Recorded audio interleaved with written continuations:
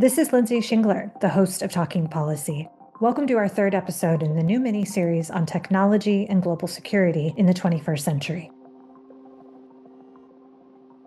Hello, my name is Nicolas Wittstock, and I will be your guest host for today's episode of Talking Policy.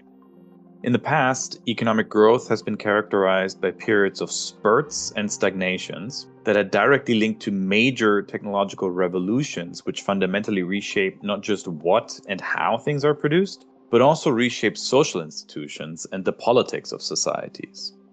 We now appear to stand at an inflection point of a new potential wave of rapid economic growth based on technologies like AI, cheap renewable energy, and biotechnology. However, this will not be an automatic process, and policy is going to determine who can leverage these new technologies productively and what the distributional consequences might be. I am joined today by Professor Mark Schwartz, Professor Emeritus at the University of Virginia, to discuss how this might play out.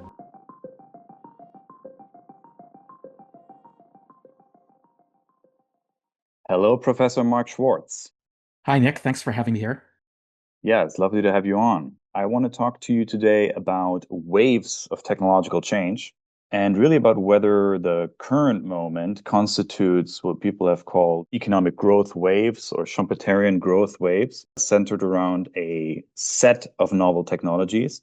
But I also really want to get your sense about whether the US is actually currently in a position to take advantage of this new wave of technological change in economic growth, if that is really what we're currently finding ourselves in. So for some context, could you explain how Schumpeterian theorists of economic growth think about growth waves and about technological change? Sure. So let's start first with how mainstream economics thinks about growth, which is that it tends to be very high level in the sense of assuming factors of production are all the same, that economies naturally tend towards some equilibrium state, and that government intervention into the market typically is deleterious. What Schumpeter said in response to that emerging consensus in the 1930s was that this was completely wrong for all sorts of reasons, that growth tended to happen in big spurts, that the economy was never in equilibrium, and that the key to these big spurts of growth was a package of innovations and changes that overcame limitations to growth caused by the exhaustion of the resources that had generated growth in the prior wave.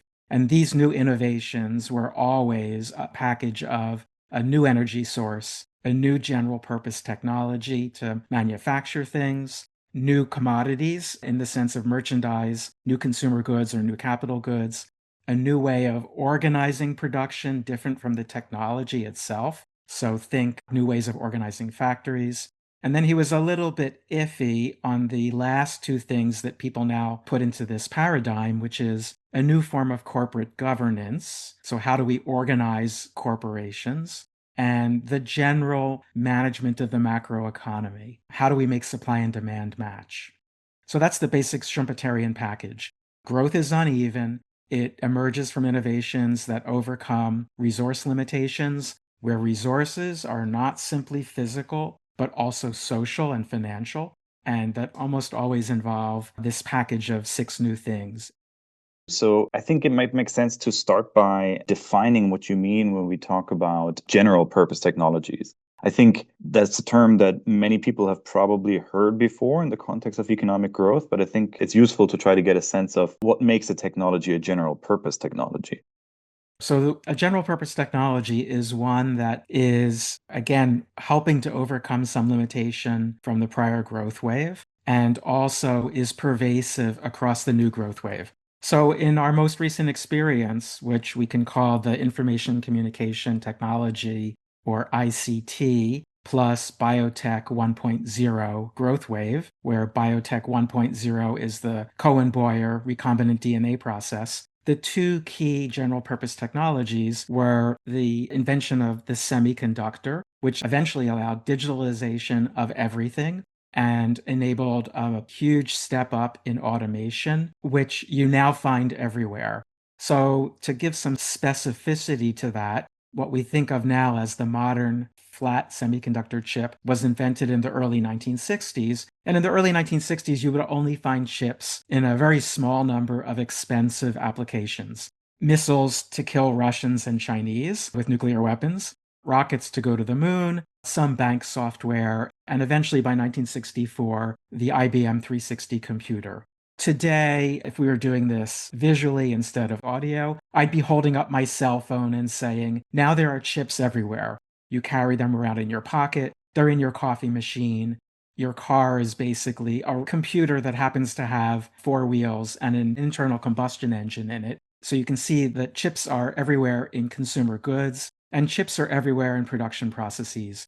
And likewise, in the pharmaceutical and agricultural sectors, the first wave of biotech 1.0, became a general purpose technology for creating new kinds of seeds, like bioengineered corn that would produce its own insecticide, or soybeans that could resist herbicides.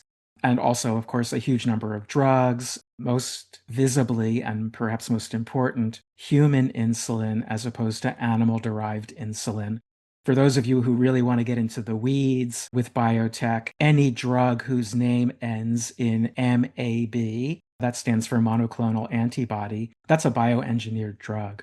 And most cancer treatments today are some unintelligible sequence of letters that end with MAB. So that's a general purpose technology. It's pervasive. It makes it possible to make new things. And again, it overcomes a limitation. Let's talk about limitations in a second.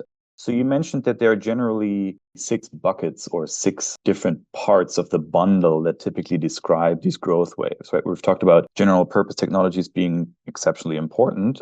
What are the other ones that describe this last growth wave that we have experienced? And are they all equally important?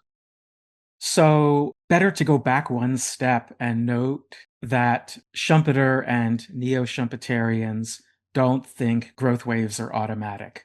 And in particular, that's because some of these changes, indeed perhaps the most important changes, are social in nature. When Schumpeterians talk about quote unquote production processes, what they're actually talking about is how is management controlling labor? And there are enormous political struggles, enormous factory floor struggles around that. And then second, when we talk about managing supply and demand, these are also enormous political struggles because they affect the distribution of income. So growth waves are not automatic. And so the instantiation of those 6 factors can definitely be more or less and can definitely produce more or less growth depending on how well things fit together. So to pick up one example, if you had asked me in 1976, what is going to be the energy source of the new Schumpeterian growth wave, I would have probably said, oh, it's pretty obvious it's going to be nuclear power. And then, of course, we had 3 Mile Island, Chernobyl, and nuclear power died for political reasons. And we also had massive inflation, relatively speaking, which raised capital costs and made nuclear power uneconomical, particularly in the context of the changed political situation, which required a lot more regulation. So you can see in the ICT growth wave a kind of missing factor. ICT is enormously electricity dependent. But what we got was a rebooting of fossil fuels. And then likewise, at the sort of more general political level, Reagan replaces Carter, or we can say the Republican Party, which represents fossil fuel interests, replaced the emerging Atari Democrats, which is a label your audience may not have heard, but was the tech-oriented wing of the Democratic Party, Atari being one of the original video game companies. And the Carter administration, you could say, was moving towards a nuclear and more electrified future. Carter famously put solar panels on the roof of the White House. The Reagan administration reverses all of that. And so a package doesn't necessarily have to have all these elements in line, but if you have most of them, you'll get growth. Yeah, so maybe another way to think about this, or to make this a little bit more easily accessible, would be to talk through an example of a growth wave that maybe combines these 6 factors, or most of these factors, most productively, and then to get to your concern about limitations. Because an important part of this entire model, I suppose, is the assumption that these growth waves are endogenously sort of exhausting themselves after a while, right? They're not infinite. And maybe to try to understand why they ultimately run into barriers of further growth. Sure. So the one sentence here is all these new growth waves take advantage of some new, relatively easily available and cheap resource. And when they use that resource up, then you get a growth slowdown. And that's the endogenous decay of the growth wave. So a good example of that would be for you Gen Z or maybe very late millennial listeners, my parents, your great grandparents growth wave, which was the automobile and petroleum growth wave of 1910 to, let's say, late 1970s, early 1980s. What was the basis for that growth wave? Well, there was a new cheap energy source, which was petroleum. There was a new general purpose technology, which was the continuous flow assembly line production system. And I want to say a few words about that because people tend to think about the assembly line and focus too much on the machines or focus too much on the workers who are turned into machines. But the secret sauce of continuous flow assembly line production is logistics. Assembly lines cannot work unless every part arrives at the right place, at the right time, in the right quantities. Because you cannot build a car if here's the car body coming down the assembly line and, oh, yeah, we're missing steering wheels. Just put them on later. Or we're missing valves for the engines. Oh, just put them on later? No, you have to take the whole engine apart to put the valves back in. The highly choreographed ballet, Yes, exactly. So continuous flow assembly line production. Labor control was this effort to turn humans into biological robots. So if you're actually working on the assembly line, the typical task is I have 30 seconds to mount a wheel assembly on an axle, tighten 4 or 5 nuts, and then another wheel, the second wheel on that side of the car, and then here comes another car. So the roboticization of humans.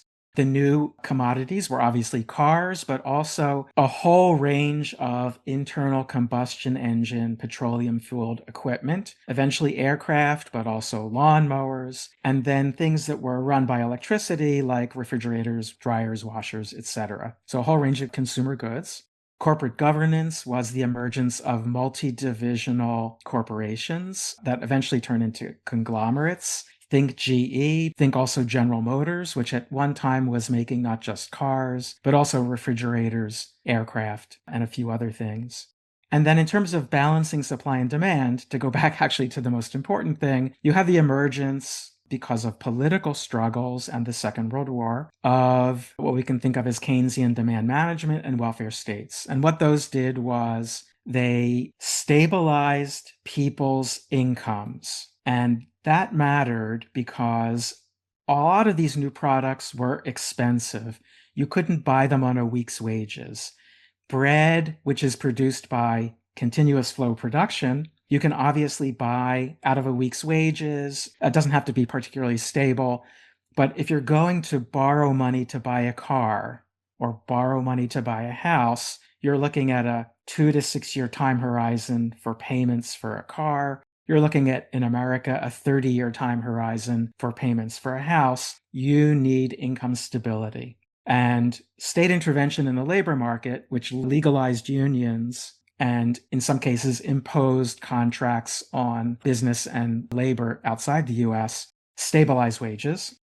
Okay, now let's go back and look at each of these pieces, and we can talk about why things break down. Well, if everything's built on cheap oil, what happens when everyone has a car, a lawnmower, etc., which is basically what happens by the end of the 1960s? And the answer is you run out of oil or you run out of cheap oil. If assembly lines require humans to be robots, what happens when the Depression and World War II generation of workers who had experienced enormous hardship disappear? And you get a new generation of workers that grow up in relative prosperity and tight labor markets, and they don't want to put up with this bullshit about speeding up the assembly line, or I guess people call it exploitation. What happens is they go on strike. So oil prices go up, male assembly line workers go on strike. And then again, some of the secret sauce or hidden stuff here is that male unionized workers' power in the labor market was partly a function of women being excluded from work. So what happens when the docile housewives of the 1950s, who again generationally experienced the hardships of depression and war, are being replaced by a generation of women with different expectations who do not want to be sitting at home cooking meals and waiting for the husband to come home while they change diapers. So you have three revolts that undo this growth wave, and they all emerge out of the exhaustion of the prior resource, which was cheap oil, cheap male labor, and docile housewives. I really love that you chose this example because I think even for casual observers of politics and economics, I think this is an example that really hits home in the sense that there's currently an enormous amount of romanticism attached to that period of American economic history. And I think the one big question here is you described that there are endogenous sources of slowdown or decay of the functionality of this growth model. Is it possible to retroactively go back to it? Or are there other reasons that that might not be possible? We're never going back to that. Okay. And are the reasons for that only social and the ones that you've described, or are there other reasons on top of those? So it's a combination of social and then you could say technical legacies. The original assembly line model involved dumb machines. These are pre-information technology machines. Because there was minimal automation relative to what we have now, it required a lot of hands to put these products together, which is why we had tight labor markets. And so the bulk of the male population was involved in this kind of assembly line production, which was the basis for the solidarity that gave you strong unions and a high level of unionization in the economy. And we're not going back to that simply because most production is automated now.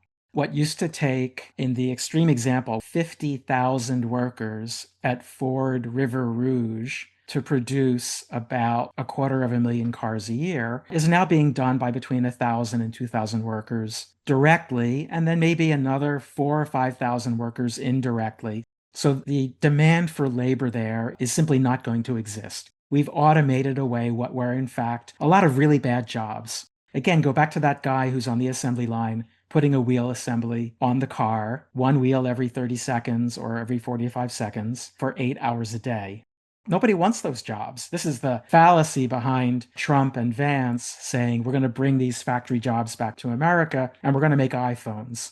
People don't want those jobs. They sucked. And I can tell you that from my own experience and the experience of parts of my family that worked in those kinds of factories. I'll say it again, they sucked. They were at the time great in terms of earnings, but they sucked. So we're not going back there. Yeah, I think the other important point here is also that around a specific set of mass consumption goods, there's also an issue of market satiation, right? So if you pile everybody into producing cars or whatever, I don't think there's going to be sufficient demand for those goods anymore, right? So yeah, you got to switch to some other line of production in some way. Yes, saturation of the market, which cuts into margins and has some other effects, is another piece of the exhaustion puzzle. Let's do one quick aside here. These growth waves aren't only relevant in terms of domestic or even international economic production, but they also influence international relations, right? Like the relative power of different states in certain ways. Is that the case? Sure, there is a very deep connection here. So, if we just go back to the question of new general purpose technology, in almost all cases in the 20th century, these technologies emerge from defense related or geopolitical struggle related state funding of technologies where they're trying to get some kind of technological edge, which means they want something new that relies on available resources. And if we go back and say, where does the ICT, general purpose technologies, come from? I already hinted at that, but almost every technology in the ICT wave comes out of mostly US Defense Department spending. Hard drives, digital signal processing, touch screens, flash memory, GPS, the whole package of the cell phone. And I should also say cheaper chips through better semiconductor fabrication facilities. All of these things come out of defense-related concerns. And the combination of a big economy that can fund innovation across a broad spectrum of technologies and therefore have not just the technologies themselves, but also a big enough economy to have a significant military matters for the propagation of these technologies. Denmark invented some versions of continuous flow assembly line, and here I use the word production loosely, but Denmark had an incredibly highly organized disassembly system to turn pigs into exportable meat. And that was one reason why Ford established its first assembly factory in Copenhagen back in the 1920s. Sorry to my Danish listeners and friends, but Denmark was never going to be the kind of world power it was in the 1500s, okay? I mean, it's just too small. So you have, to go back to this automobile era, coming out of World War I, states very concerned with the ability to fight total war, which means they need a big economic base, they need machines, they need transportation. They're all putting money into better aircraft engines, better aircraft designs. They're putting money into subsidizing the expansion of automobile production. They don't all get it right.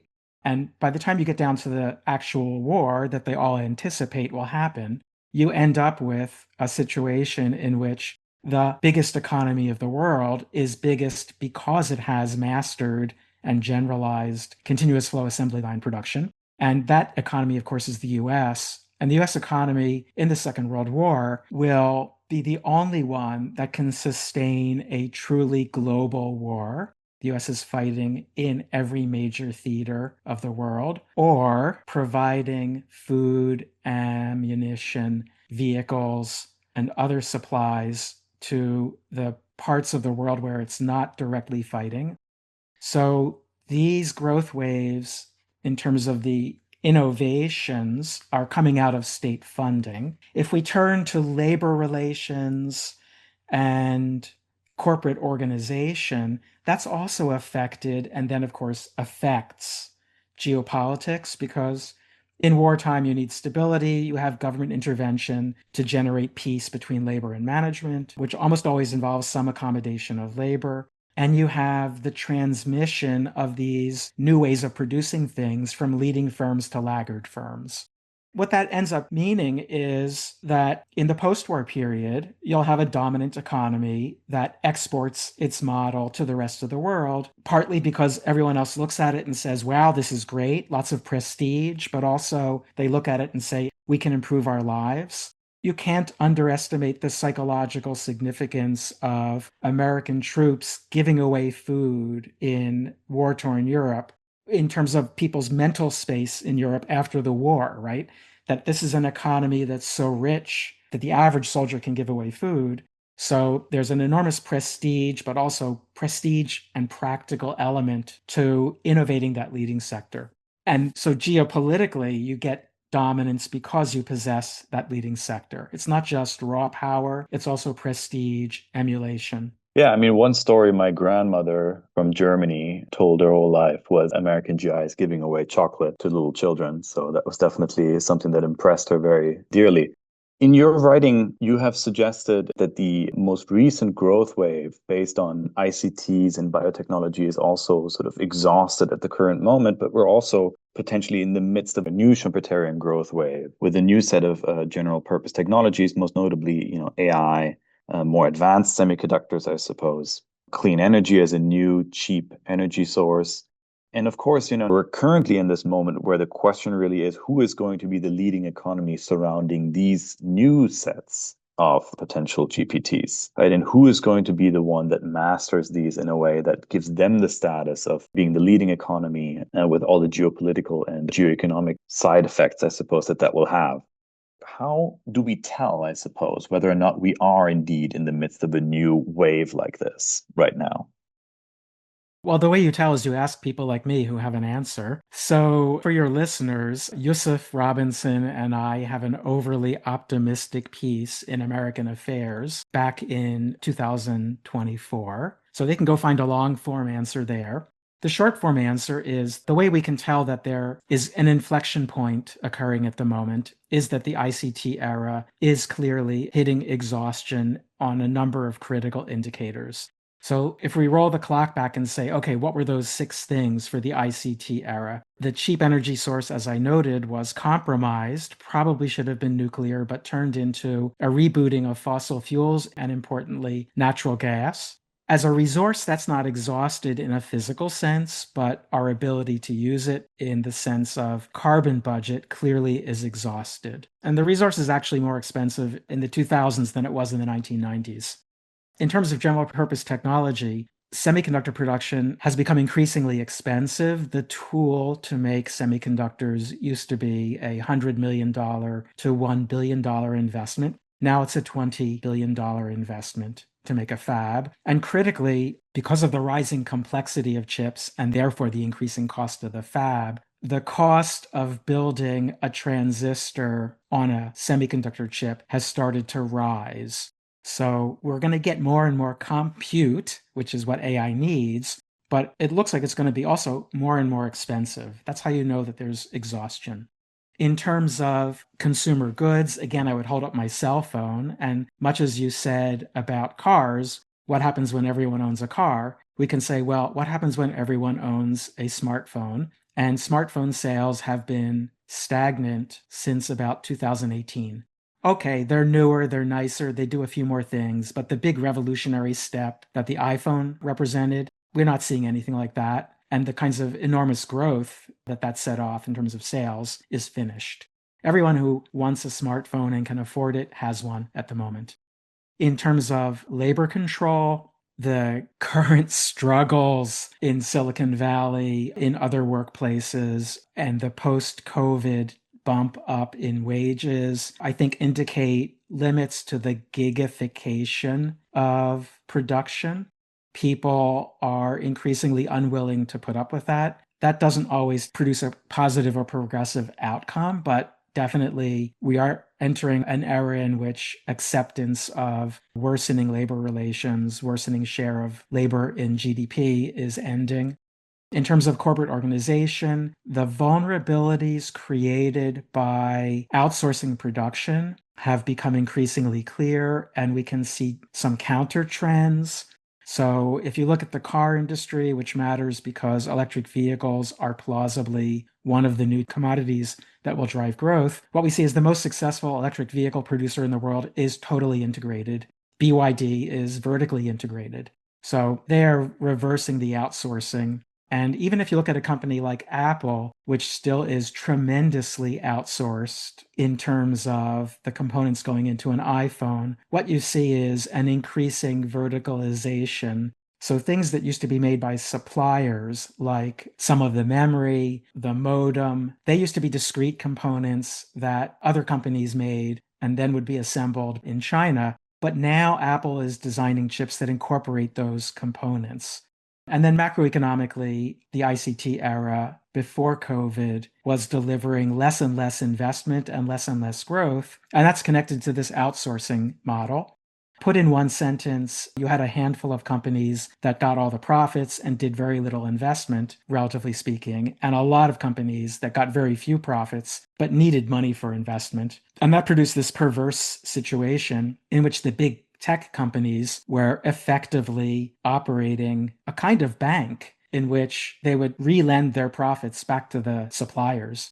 Apple famously loaned Corning, which makes the glass that goes on the cell phone, $200 million to boot up its next generation of Gorilla Glass about 8 years ago. And that has attracted a lot of anger in the corporate world and also from antitrust authorities. So on all these dimensions, you see exhaustion. Now, to go to your question of what happens next, the answer is it's really hard to tell because, again, there's no automatic renewal of the growth wave. But what you can see are the kinds of things you mentioned, which are, okay, we can see a new energy source coming in. It's photovoltaic, renewable energy. And you can say there's a clear winner here, which is China as a producer of those goods. Whether they can be profitable producers, different and very important question. We can see new general purpose technologies. Here you can see what I call biotech 2.0, which is biotech based on CRISPR-Cas technologies, which allow you to do much more precise genetic engineering, affecting a whole range of sectors. So not just pharmaceuticals, but again, agriculture and critically materials. In terms of new commodities, obviously we can see things like artificial fibers already being sold, electric vehicles already a mass market commodity. Where things get fuzzy are the three important things: labor control, a little bit of corporate organization, and how do we manage supply and demand? And then how does that affect the bigger question of geopolitics? Up until the end of 2024, I would have said that probably we would see a rebooting of American hegemony based on Biden administration subsidies for the whole range of new technologies, Biden administration antitrust activity, and Biden administration intervention in labor markets. The election in 2024, of course, reversed all those things. So I'd say we're back now to an era of uncertainty. The Chinese have many, many strengths. Most obviously, they actually make things. The US economy has also actually many, many strengths, but all of them are being rapidly degraded by the Trump administration, particularly in the area of science. So things are a bit more up in the air in both senses, which is to say, we don't know who will take the lead, and we also don't know actually whether there will be a new growth wave emerging. The political conditions aren't there. Mm-hmm. So what would the future look like in 10 years if it doesn't? Right. So I'll give you a few scenarios. Okay, so scenario one, which is the worst scenario, is the US experiences a period of civil disorder with chaos around the 2026 election and the Trump administration declining to visibly support allies in different parts of the world. And the Chinese say, okay, our moment is here. We've been planning to invade Taiwan anyway. Around 2026, 2027, let's do it. And you get a complete fracturing of the world economy. Important point here being that an enormous amount of chip production capacity is located in Taiwan. Those factories are incredibly delicate. They almost certainly will be damaged in any war. And even though a new growth wave, in some sense, replaces the older one as the source of growth, it doesn't replace the older one as a part of the economy, right? You still need cars and dishwashers, etc. So in that scenario, you have financial collapse as the US tells China, sorry about those $3 trillion of treasury bonds you hold, but we're just deleting those entries at the Federal Reserve. What are you going to do about it? And in that scenario, well, that's a bad scenario. Let's not end on that. Yeah. Yeah. So, the sort of positive scenario is the US judicial and legislative branches put shackles on Trump, funding is restored, elections proceed normally, and definitely a loss of momentum in the tech space. But with the restoration of funding and subsidies for rollout, we get a renewal of growth. And at the same time, the Chinese begin shifting purchasing power out of the hands of state-owned enterprises towards the average Chinese person, and they begin consuming more of what they produce. So trade imbalances go down, debts can be serviced by developing countries. That's the everything's all right, things are great scenario. I wouldn't reorient your portfolio towards that.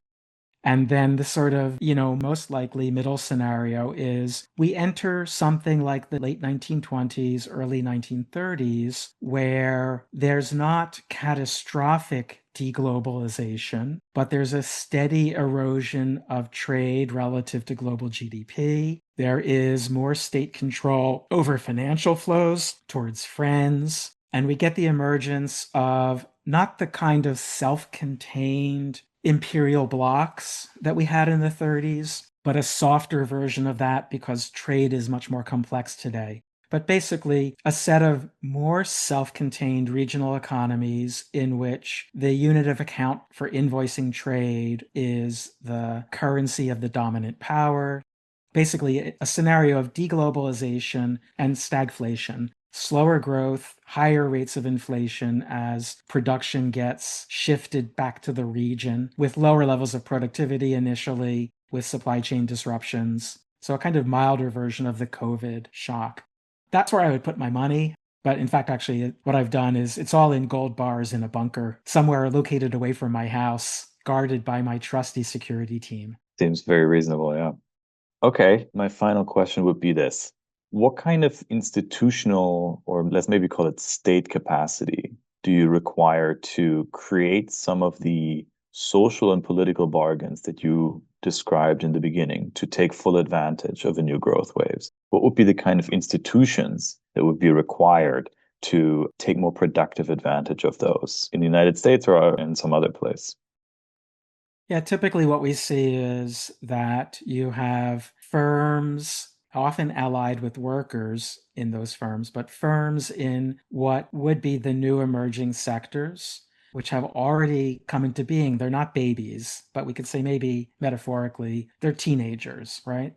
But teenagers that are exhibiting a higher rate of growth and higher levels of profitability than the older adult industries. They not only lobby politicians, but of course fund them. And critically, what they begin to do is take control over critical state institutions where control is not necessarily instrumental control, but as Gramsci would put it, organic intellectuals associated with these firms become the chief civil servant. In the US, it would be the secretary of these departments. So, I mean, again, historically in the US, American manufacturing exports were promoted by the Department of Commerce, which was created at the behest of manufacturing industry, staffed by intellectuals affiliated with those firms.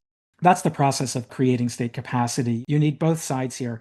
I actually don't like the phrase state capacity, even though I use it all the time, because it's really the fusion of public and private power. That's what we see, creating the capacity to push through the funding and regulatory space, the changes in property rights that make it possible to have growth.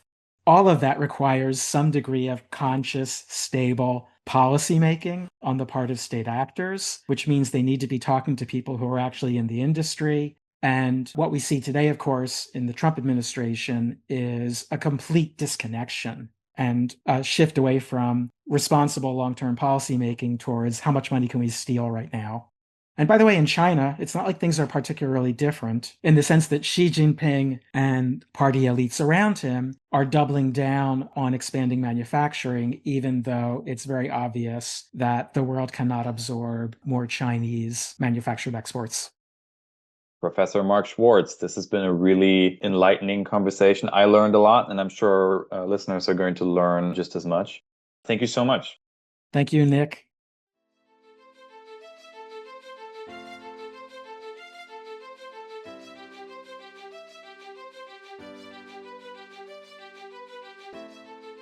Thanks for listening to this episode of Talking Policy.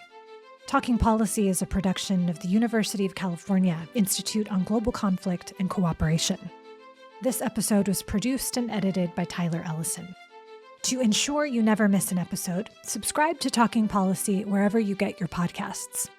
To learn more about IGCC, visit ucigcc.org.